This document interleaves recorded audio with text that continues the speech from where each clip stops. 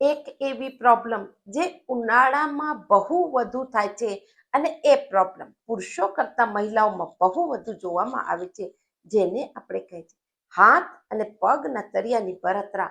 આના અનેક કારણ થઈ શકે છે, પણ ઉનાળામાં જ્યારે તાપમાન વધે છે, આપણા બોડી હીટ પણ વધે છે, ત્વચા ગરમી વધી જાય છે, હાથ પગના તળિયામાં બળતરા થાય છે.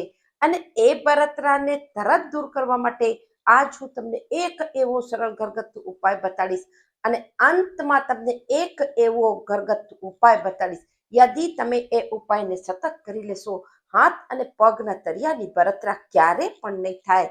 હાથ પગને તળિયાની બળતરાનું મુખ્ય કારણ વિટામિન્સ, મિનરલ્સ યા શરીરમાં વિટામિન B12 ની ઉણપ થઈ શકે છે. ડાયાબિટીસ વાળાને પણ હાથ અને પગના તળિયાની બળતરા જોવામાં આવે છે. હું Kalpana Rathod, acupuncture therapist, diploma in alternative medicine. સૌથી પહેલા તમને એક ઉપાય જેને કે આપણે કહે છે દૂધી યા બોટલ ગાર્ડ.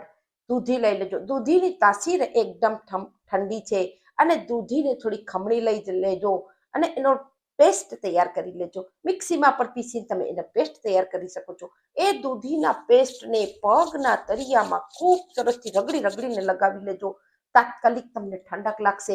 એ બધી અંદરની ગરમીને દૂધી શોષી લેશે અને જે તમને બળતરા થતી હશે એ બળતરા તરત દૂર થઈ જશે. હવે ક્યારે પણ બળતરા ન થાય એની માટે તમને સવારે નેરણે કોઠે 1 ચમચી આમળાનો ચૂર્ણ લઈ લેજો.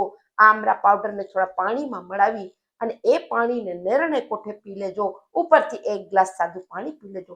લગાતાર આ ઉપાય કરશો, એનાથી બળતરા દૂર થઈ જશે. આમળાની તાસીર પણ શીતલ છે અને એ શરીરમાં જે વિટામિન્સ, મિનરલ્સ, પ્રોટીનની ઉણપ છે એની પણ પૂર્તિ કરશે અને બળતરાને દૂર કરશે, પિત્તને શાંત કરશે. વધુથી વધુ લોકોને શેર કરો. સ્વસ્થ રહો, મસ્ત રહો, ખુશ રહો. નમસ્કાર.